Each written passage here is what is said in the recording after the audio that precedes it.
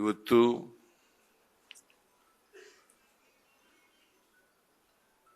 ಮಹಿಳಾ ನೌಕರರ ಸಂಘದ ಸಮ್ಮೇಳನವನ್ನ ಅತ್ಯಂತ ಸಂತೋಷದಿಂದ ಉದ್ಘಾಟನೆಯನ್ನ ಮಾಡಿದ್ದೇನೆ.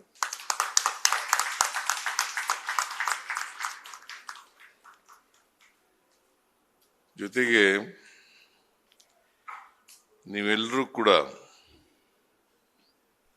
ಮಹಿಳೆಯರು, ಸರ್ಕಾರಿ ನೌಕರಿನಲ್ಲಿ ಕೆಲಸ ಮಾಡ್ತಕ್ಕಂಥ ಮಹಿಳೆಯರು, ನಮ್ಮ ಸರ್ಕಾರಕ್ಕೆ ಅಭಿನಂದನೆಗಳನ್ನು ಸಲ್ಲಿಸ್ತಕ್ಕಂಥ ಕೆಲಸವನ್ನ ಮಾಡ್ತಾ ಇದ್ದೀರಿ. ಮಹಿಳಾ ನೌಕರರಿಗೆ ಸರ್ಕಾರದ ವತಿಯಿಂದ ಮತ್ತು ವೈಯಕ್ತಿಕವಾಗಿ ಧನ್ಯವಾದಗಳನ್ನು ಹೇಳಲಿಕ್ಕೆ ಬಯಸ್ತಾ ಇದ್ದೇನೆ.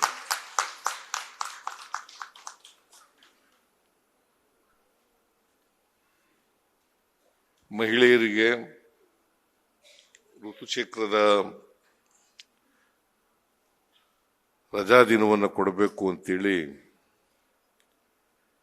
ಮಹಿಳೆಯರ ನೌಕರರ ಸಂಘದವರು ಮತ್ತು ಶಿಕ್ಷಕಿಯರ ಸಂಘದವರು ಒತ್ತಡವನ್ನು ಮಾಡ್ತಾ ಇದ್ರು.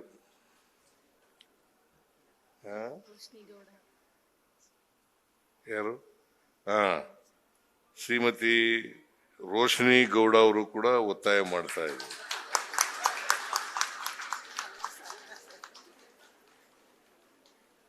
ಸರ್ಕಾರ ಇದನ್ನ ಅಗತ್ಯ ಇದೆ ಅಂತೇಳಿ ಪರಿಗಣಿಸಿ ನಾವು ಒಂದು ದಿನ, ತಿಂಗಳಲ್ಲಿ ಒಂದು ದಿನ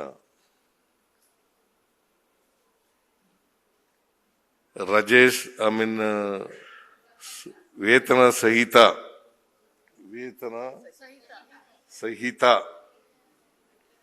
ರಜೆಯನ್ನಾಗಿ ಘೋಷಣೆಯನ್ನ ಮಾಡಿದ್ದೇವೆ.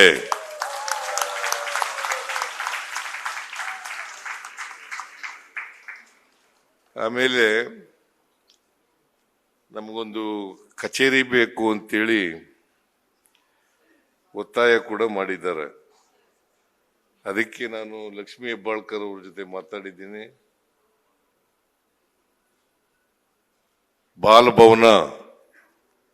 ಬಾಲಭವನದಲ್ಲಿ ಒಂದು ಕೊಠಡಿಯನ್ನ ಕೊಡಬೇಕು ಅಂತ ಹೇಳಿ ಸೂಚನೆಯನ್ನ ಕೊಟ್ಟಿದ್ದೀನಿ.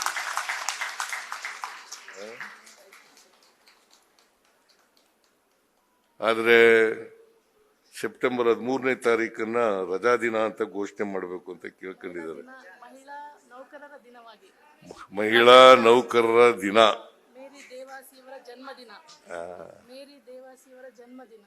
ಮೇರಿ ದೇವ ಈಗಾಗಲೇ ಸರ್ಕಾರಿ ರಜೆಗಳು ಜಾಸ್ತಿ ಆಗ್ಬಿಟ್ಟಿದ್ದಾವೆ. ಅವರೇ ಸರ್ಕಾರಿ ನೌಕರರ ಸಂಘವನ್ನ ಕಟ್ಟಿದವರು ಫಸ್ಟ್. ಮೇರಿ ದೇವಾಸಿ ಅವರು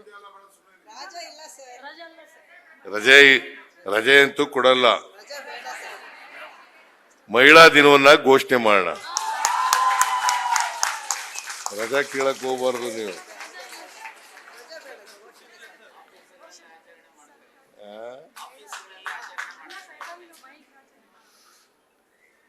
ಸೊ ಅದು ಘೋಷಣೆ ಮಾಡೋಣ. ಯಾಕಂದ್ರೆ ನೀವು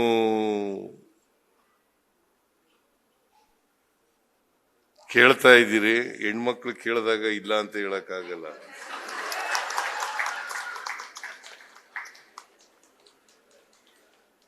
ಅದರಿಂದ ಮಹಿಳಾ ದಿನವನ್ನಾಗಿ ಘೋಷಣೆ ಮಾಡೋಣ. ಅಲ್ಲ, ಮಹಿಳಾ ದಿನ ಅಂತ ಘೋಷಣೆ ಮಾಡ್ತೀವಿ. No holiday.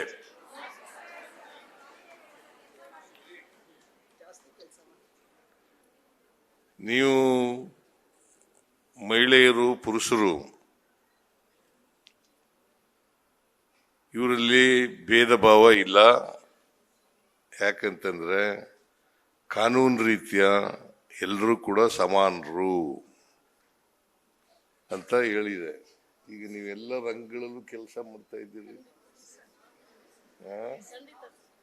ಪುರುಷರಿಗಿಂತ ಕಡಿಮೆ ಇಲ್ಲದೆ ರೀತಿಯಲ್ಲಿ ಕೆಲಸ ಮಾಡ್ತಾ ಇದ್ದೀರಿ. ಎಲ್ಲ ರಂಗಗಳಲ್ಲೂ ಕೂಡ ಎಲ್ಲ ಕ್ಷೇತ್ರಗಳಲ್ಲೂ ಕೂಡ ಕೆಲಸ ಮಾಡ್ತಾ ಇದ್ದೀರಿ. ಅದರಿಂದ ಇವತ್ತು ಈ ಲಿಂಗ ತಾರತಮ್ಯ ಇದೆಯಲ್ಲ, ನಾವು ಮಾಡದ್ದಲ್ಲ. ಲಿಂಗ ತಾರತಮ್ಯ ಬಹಳ ಹಿಂದೆನೆ ಮಾಡಿದ್ರು. ಲಿಂಗ ತಾರತಮ್ಯ ಹೋಗಲಾಡಿಸ್ಲಿಕ್ಕೆ ನಾವು ಪ್ರಯತ್ನ ಮಾಡ್ತಾ ಇದ್ದೀವಿ. ಅದಕ್ಕೆ 4,09,000 ಬಜೆಟ್ನಲ್ಲಿ 95,000 ರೂಪಾಯಿಗಳನ್ನ 95,000 ಕೋಟಿ 95,000 ಕೋಟಿ ರೂಪಾಯಿಗಳನ್ನ ಮಹಿಳಾ ಅಭಿವೃದ್ಧಿಗೆ ಇಟ್ಟಿದ್ದೇವೆ. ಅದರಿಂದ ನಮ್ಮ ಸರ್ಕಾರ ಇದೆಯಲ್ಲ, ಎಲ್ಲರನ್ನೂ ಸಮಾನವಾಗಿ ಕಾಣ್ತಕ್ಕಂಥ, ಎಲ್ಲರನ್ನೂ ಒಳಗೊಳ್ಳಿರ್ತಕ್ಕಂಥ, ಅವರಿಗೆ ಆಡಳಿತ ಕೊಡಬೇಕು ಅಂತಕ್ಕಂಥದ್ದು ನಮ್ಮ ಸರ್ಕಾರದ ಬದ್ಧತೆ ಮತ್ತು ಇಟ್ ಈಸ್ ಅವರ್ ಕಮಿಟ್ಮೆಂಟ್. ಯಾರು ಕೂಡ ಈಗ ಒಂದು ಕಾಲದಲ್ಲಿ ನೀವೆಲ್ಲರೂ ಕೂಡ ಅಕ್ಷರ ಸಂಸ್ಕೃತಿಯಿಂದ ವಂಚಿತರಾಗಿದ್ರಿ. ಈಗ ಸಂವಿಧಾನ ಜಾರಿಗೆ ಬಂದ ಮೇಲೆ ಎಲ್ಲರಿಗೂ ಹಕ್ಕುಗಳು ಕೊಟ್ಬಿಟ್ಟಿದೆ, ಸಮಾನ ಹಕ್ಕುಗಳನ್ನು ಕೊಟ್ಬಿಟ್ಟಿದೆ. ಪುರುಷರಿಗೂ ಕೊಟ್ಟಿದೆ, ಮಹಿಳೆಯರಿಗೂ ಕೊಟ್ಟಿದೆ. ಆದರೂ ಇನ್ನೂ ಯಾಕಂತಂದ್ರೆ ಸ್ವಾತಂತ್ರ್ಯ ಬಂದಾಗ ನಮ್ಮ ಸಾಕ್ಷರತೆ ಪ್ರಮಾಣ ಎಷ್ಟಿತ್ತಪ್ಪ ಅಂತಂದ್ರೆ 10-12% ಇತ್ತು. ಇವತ್ತು 78% ಆಗಿದೆ. ನೀವು ಕೂಡ 100% ಸಾಕ್ಷರರಾಗಬೇಕು. ಜೊತೆಗೆ ನೀವೆಲ್ಲ ಮನೇಲಿ ಮಕ್ಕಳಿಗೆ ವಿದ್ಯೆ ಕಲಿಸ್ಕೊಡ್ತಕ್ಕಂಥವ್ರು, ಮಕ್ಕಳನ್ನ ಅವರ ವ್ಯಕ್ತಿತ್ವವನ್ನು ರೂಪಿಸ್ತಕ್ಕಂಥವ್ರು. ನಾನು ಒಂದು ಮನವಿಯನ್ನು ನಿಮ್ಮಲ್ಲಿ ಯಾಕೆ ಮಾಡ್ತೀನಿ ಅಂತಂದ್ರೆ, ವೈಚಾರಿಕತೆ ಮತ್ತು ವೈಜ್ಞಾನಿಕ ಮನೋಭಾವವನ್ನು ಬೆಳೆಸ್ತಕ್ಕಂಥ ಕೆಲಸವನ್ನು ಮಾಡಿ. ಎಲ್ಲ ಮಹಿಳೆಯರು ಕೂಡ ವೈಚಾರಿಕತೆ, ವೈಜ್ಞಾನಿಕತೆ ಇವೆರಡನ್ನ ಬೆಳೆಸ್ತಕ್ಕಂಥ ಕೆಲಸ ಮಾಡಬೇಕು. ಆಮೇಲೆ ಸಾಧ್ಯವಾದ ಮಟ್ಟಿಗೆ ಈ ಮೂಢನಂಬಿಕೆಗಳು, ಅಂಧಶ್ರದ್ಧೆಗಳಿದ್ದವಲ್ಲ, ಇವುಗಳನ್ನ ದೂರ ಮಾಡ್ತಕ್ಕಂಥ ಕೆಲಸವನ್ನು ಮಾಡಿ. ಮಕ್ಕಳಿಗೆ ಹೇಳ್ಕೊಡಿ, ಇದು ಮೂಢನಂಬಿಕೆ, ಇದನ್ನ ಮಾಡಬೇಡ, ಇದು ಅಂಧಶ್ರದ್ಧೆ, ಇದನ್ನ ಮಾಡಬೇಡ ಅಂತ ಹೇಳ್ಕೊಡ್ತಕ್ಕಂಥ ಕೆಲಸವನ್ನು ಮಾಡಿ. ಅದಾಗೋದ್ರಿಂದ ನಾವು ಆರೋಗ್ಯಕರವಾದಂಥ ಸಮಾಜವನ್ನು ನಿರ್ಮಾಣ ಮಾಡಲಿಕ್ಕೆ ಸಾಧ್ಯ ಆಗ್ತದೆ. ಸಮಾನತೆಯ ಸಮಾಜವನ್ನು ನಿರ್ಮಾಣ ಮಾಡಲಿಕ್ಕೆ ಸಾಧ್ಯ ಆಗ್ತದೆ. ಇವತ್ತು ಸಮಾನತೆಯ ಸಮಾಜ ಆಗಬೇಕು ಅಂತಕ್ಕಂಥದ್ದು ನಮ್ಮ ಸಂವಿಧಾನದಲ್ಲಿ ಬಹಳ ಸ್ಪಷ್ಟವಾಗಿ ಹೇಳಿರ್ತಕ್ಕಂಥ ವಿಚಾರ. ಅದಕ್ಕೋಸ್ಕರನೇ ನಾನು ಈ ಸಾರಿ ಮುಖ್ಯಮಂತ್ರಿ ಆದಮೇಲೆ ಎಲ್ಲ ಶಾಲಾ ಕಾಲೇಜುಗಳಲ್ಲಿ ಸಂವಿಧಾನದ ಪೀಠಿಕೆಯನ್ನು ಓದಿಸ್ತಕ್ಕಂಥ ಕೆಲಸ ಮಾಡ್ತಾ ಇದ್ದೀವಿ. ನಮ್ಮ ಸಮಾಜದಲ್ಲಿ ಅನೇಕ ಜಾತಿಗಳಿದ್ದಾವೆ, ಅನೇಕ ಧರ್ಮಗಳಿದ್ದಾವೆ. ಯಾವ ಕಾರಣಕ್ಕೂ ಕೂಡ ಜಾತಿ ಮುಂದಿಟ್ಟುಕೊಂಡು ಮಕ್ಕಳಿಗೆ ಜಾತೀಯತೆಯನ್ನು ತುಂಬತಕ್ಕಂಥ ಕೆಲಸವನ್ನು ಮಾಡಬೇಡಿ. ದಯಮಾಡಿ ನಿಮ್ಮ ಮಕ್ಕಳನ್ನ, ಯಾಕಂದ್ರೆ ಶಿಕ್ಷಣ ಸಿಗೋದಿದೆಯಲ್ಲ, ಶಿಕ್ಷಣ ಸಿಗೋದು ಜಾತಿ ಹೋಗ್ಬೇಕು ಅನ್ನೋ ಕಾರಣಕ್ಕೋಸ್ಕರ, ಎಲ್ಲ ಸ್ವತಂತ್ರರಾಗಬೇಕು ಅನ್ನೋ ಕಾರಣಕ್ಕೋಸ್ಕರ,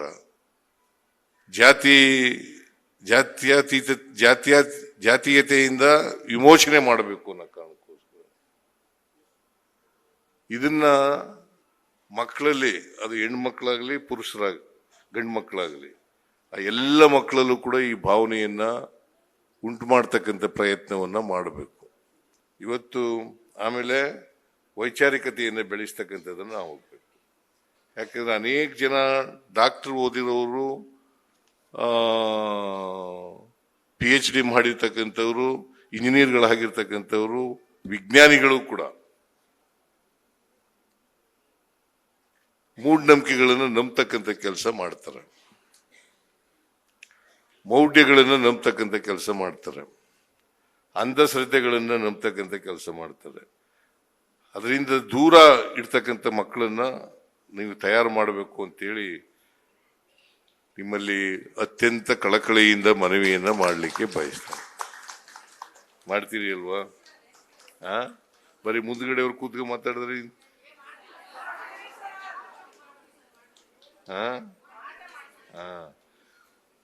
ಸೊ ನೀವು ಕೂಡ ಜಾತ್ಯತೀತವಾಗಿರ್ಬೇಕು, ಮತ್ತೆ ನಿಮ್ಮ ಮಕ್ಕಳನ್ನು ಕೂಡ ಜಾತ್ಯತೀತವಾಗಿ ಬೆಳೆಸ್ತಕ್ಕಂಥ ಕೆಲಸವನ್ನ ಮಾಡಬೇಕು ಅಲ್ಲ. ನಾನು ಹೆಚ್ಚು ಮಾತಾಡಕ್ ಹೋಗಲ್ಲ, ಇಲ್ಲ ನನಗೆ ಕ್ಯಾಬಿನೆಟ್ ಮೀಟಿಂಗ್ ಇದೆ, ಹೆಚ್ಚು ಮಾತಾಡಕ್ಕಾಗಲ್ಲ. ನಾವು ಅದಕ್ಕೋಸ್ಕರನೇ ಈಗ ಮಹಿಳೆಯರ ಸಬಲೀಕರಣ ಆಗಲೇಬೇಕು, ನಾವು ಮಹಿಳೆಯರ ಸಬಲೀಕರಣ ಆಗಬೇಕು. ಅದಕ್ಕೋಸ್ಕರ ಎಲ್ಲ ಮಹಿಳೆಯರಿಗೆ, ಈಗ ಕರ್ನಾಟಕದಲ್ಲಿ 7 ಕೋಟಿ ಜನ ಇದ್ದಾರೆ ಅಂತಂದ್ರೆ 3.25 ಕೋಟಿ ಮಹಿಳೆಯರಿದ್ದಾರೆ, 3.25 ಕೋಟಿ ಮಹಿಳೆಯರಿದ್ದಾರೆ. ಆಮೇಲೆ ಆ 3.25 ಕೋಟಿ ಮಹಿಳೆಯರಿಗೂ ಕೂಡ ಶಕ್ತಿ ಯೋಜನೆಯಲ್ಲಿ ಫ್ರೀಯಾಗಿ ಬಸ್, ನೀವೆಲ್ಲ ಬಸ್ನಲ್ಲಿ ಬರ್ತಾ ಇದ್ದೀರಾ?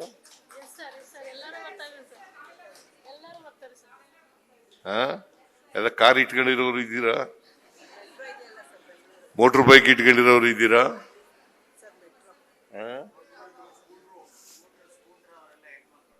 ಎಲ್ಲ ನೀವೆಲ್ಲ ಮೆಟ್ರೋಲ್ ಬರೋದ?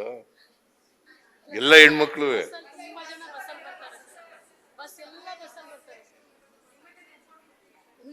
ಪ್ರವಾಸಕ್ಕೆ ಹೋದ್ರೆ ಏನ್ ಮಾಡ್ತೀರಿ? ನಿಮ್ಮ ತಾಯಿ ಮನೆಗೆ ಹೋಗ್ಬೇಕಾದ್ರೆ, ನಿಮ್ಮ ಸ್ನೇಹಿತರ ಮನೆಗೆ ಹೋಗ್ಬೇಕಾದ್ರೆ, ನಿಮ್ಮ ಬಂಧು ಬಳಗದವ್ರ ಮನೆಗೆ ಹೋಗ್ಬೇಕು. ಅದರಿಂದ ನಿಮಗೆ ಶಕ್ತಿ ಬರಲಿ, ಅದರಿಂದ ನಿಮಗೆ ಉಳಿತಾಯ ಬರಲಿ. ಇದು ಸೋಷಿಯಲ್ ಕ್ಯಾಪಿಟಲ್ ಅಂತ ಕರಿತೀವಿ ನಾವು, ಇದಕ್ಕೆ ಸೋಷಿಯಲ್ ಕ್ಯಾಪಿಟಲ್ ಅಂತ ಕರಿತೀವಿ. ಅದು ನಿಮ್ಮಲ್ಲಿ ಈ ಉಳಿತಾಯ ಆಗ್ತದಲ್ಲ, ಬಸ್ ಟ್ರಾವೆಲ್ನಲ್ಲಿ ಉಳಿತಾಯ ಆಗ್ತದಲ್ಲ, ಅದನ್ನ ಬೇರೆ ಕಡೆ ಉಪಯೋಗಿಸಿ ಅಂತಕ್ಕಂಥದ್ದು. ನಿಮ್ಮ ಮಕ್ಕಳ ಶಿಕ್ಷಣಕ್ಕೆ, ಬಟ್ಟೆ ತಗೊಡ್ಲಿಕ್ಕೆ, ಇನ್ನೇನಾದ್ರು ಕಾರ್ಯಕ್ರಮ ಮಾಡಲಿಕ್ಕೆ ಮಾಡಬೇಕು ಅನ್ನೋ ಕಾರ್ಯಕ್ರಮ ಇದೆ. ಆಮೇಲೆ ಗೃಹಲಕ್ಷ್ಮಿ ಕಾರ್ಯಕ್ರಮ ಇದೆಯಲ್ಲ, ನಿಮ್ಗೆ ಯಾರಿಗೂ ಸಿಗಲ್ವಾ?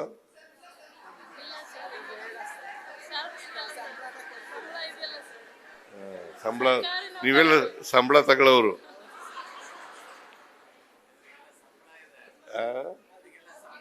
ಸಂಬಳ ಇದೆ, ಅದರಿಂದ ಸಿಗೋದಿಲ್ಲ. ಗೃಹ ಜ್ಯೋತಿ ಸಿಗುತ್ತಲ್ಲ,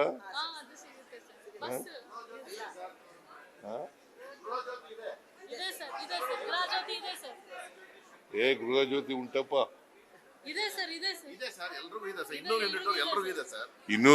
200 ಯೂನಿಟ್ಗಿಂತ ಜಾಸ್ತಿ ಬಳಸೋದೇ ಇಲ್ಲ. ನೀವು ಜಾಸ್ತಿ ಬಳಸ್ತೀರಾ?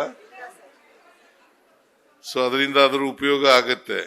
ಅನ್ನಭಾಗ್ಯ ಕಾರ್ಯಕ್ರಮ ನಿಮ್ಗಿಲ್ಲ, ವೆರಿ ಗುಡ್. ಎಲ್ರಿಗೂ ಕೊಡಕ್ಕಾಗಲ್ಲ, ಬಡವ್ರಿಗೆ ಮಾತ್ರ ಕೊಡೋದು. ನೀವೆಲ್ಲ ಆರ್ಥಿಕವಾಗಿ ಸಬಲರಾಗಿರೋರು ಅಂತ ಸರ್ಕಾರ ಭಾವಿಸ್ಕೊಂಡಿದೆ. ಅದರಿಂದ ಯಾವುದು ಸಂಬಳ ಮಾಡಿದೀವಲ್ಲಮ್ಮ, 7th ಪೇ ಕಮಿಷನ್ ಎಲ್ಲ ಕೊಟ್ಟಿದೀವಲ್ಲ ನಿಮ್ಗೆ. 7th ಪೇ ಕಮಿಷನ್ ಅನ್ನ ಜಾರಿ ಮಾಡಿ ಎಲ್ಲರಿಗೂ ಸಂಬಳ ಜಾಸ್ತಿ ಮಾಡಿಕೊಟ್ಟಿದ್ದೀವಿ. 6ನೇ ವೇತನ ಆಯೋಗನು ಅದರ ವರದಿನೂ ಕೂಡ ಜಾರಿ ಮಾಡಿದವು ನಾನೇ. 7ನೇ ವೇತನ ಆಯೋಗದ ವರದಿಯನ್ನು ಜಾರಿ ಮಾಡಿದವರು ನಮ್ಮ ಸರ್ಕಾರನೇ. ಅದರಿಂದ ನಿಮ್ಗೆ ಹೆಚ್ಚಿಗೆ ಸಂಬಳ ಬರ್ತದಲ್ಲ. ಎಷ್ಟು ಬರ್ತದೆ?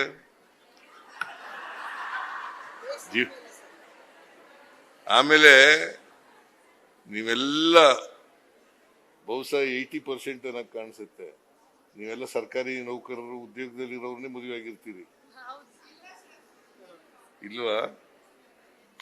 80% ಅಂತ ಹೇಳಿರೋದು, 80%. ಸೊ ಅದರಿಂದ ನೀವೆಲ್ಲರೂ ಕೂಡ ಆರ್ಥಿಕವಾಗಿ ಸಬಲರಾಗಿದ್ದೀರಿ, ಸಾಮಾಜಿಕವಾಗಿಯೂ ಕೂಡ ಸಬಲರಾಗಬೇಕು. ಅದಕ್ಕೆ ಅಂಬೇಡ್ಕರ್ ಅವರು ಏನು ಹೇಳ್ತಾರೆ ಅಂತಂದ್ರೆ, ಸ್ವಾತಂತ್ರ್ಯ ಬಂದದು ಯಶಸ್ವಿ ಆಗ್ಬೇಕಾದ್ರೆ ಎಲ್ಲ ಜನರು ಕೂಡ, ವಿಶೇಷವಾಗಿ ಮಹಿಳೆಯರು ಆರ್ಥಿಕವಾಗಿ ಸಾಮಾಜಿಕವಾಗಿ ಸಬಲರಾಗಬೇಕು.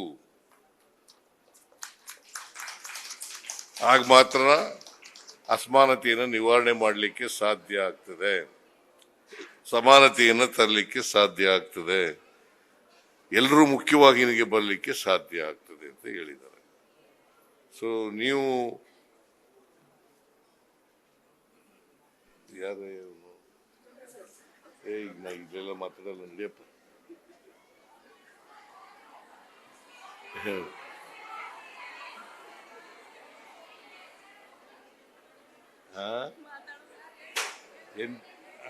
ಇಲ್ಲ, ನಾನು ಹಿಂಗೆ ಮಾತಾಡ್ಕ ಹೋದ್ರೆ ಜಾಸ್ತಿ ಆಗುತ್ತೆ ಸಮಯ. ನಿಮ್ಗೆಲ್ಲ ರಜಾ ಇದೆಯಾ ಇವತ್ತು? ಸರ್ ಓಡಿ ಸರ್ಕಾರದಿಂದ ಓಡಿ ಆಗಿದೆ, ತಾವೇ ಸಂಕ್ಷನ್ ಮಾಡಿದ್ದೀರಾ ಓಹೋ. ನಾವು ಕ್ಯಾಬಿನೆಟ್ ಮೀಟಿಂಗ್ ಇಟ್ಕೊಂಡಿದ್ದೀವಿ ಇವತ್ತು. ಇವರಿ ಗುರುವಾರ ಕ್ಯಾಬಿನೆಟ್ ಮೀಟಿಂಗ್ ಇಟ್ಕೊಂಡಿರ್ತೀವಿ. 12 ಗಂಟೆಗೆ ಶುರು ಮಾಡಬೇಕಾಗಿತ್ತು, ಈಗಲೇ 1 ಕಾಲ ಆಗಿದೆ. ಅದರಿಂದ ನಾನು ಹೆಚ್ಚು ಮಾತಾಡಕ್ಕೆ ಹೋಗಲ್ಲ. ನಿಮ್ಮೆಲ್ಲರಿಗೂ ಕೂಡ ಶುಭ ಆಗಲಿ.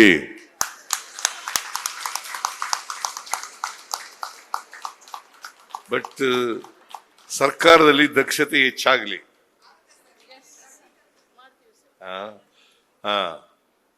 ಸರ್ಕಾರದ ಕೆಲಸಗಳಲ್ಲಿ ನಿಮ್ಮ ದಕ್ಷತೆ ಹೆಚ್ಚಾಗಲಿ, ನಿಮ್ಮ ಆರೋಗ್ಯ ವೃದ್ಧಿಯಾಗಲಿ ಅಂತೇಳಿ ಆಶಿಸಿ ನನ್ನ ಮಾತುಗಳನ್ನು ಮುಗಿಸ್ತೇನೆ.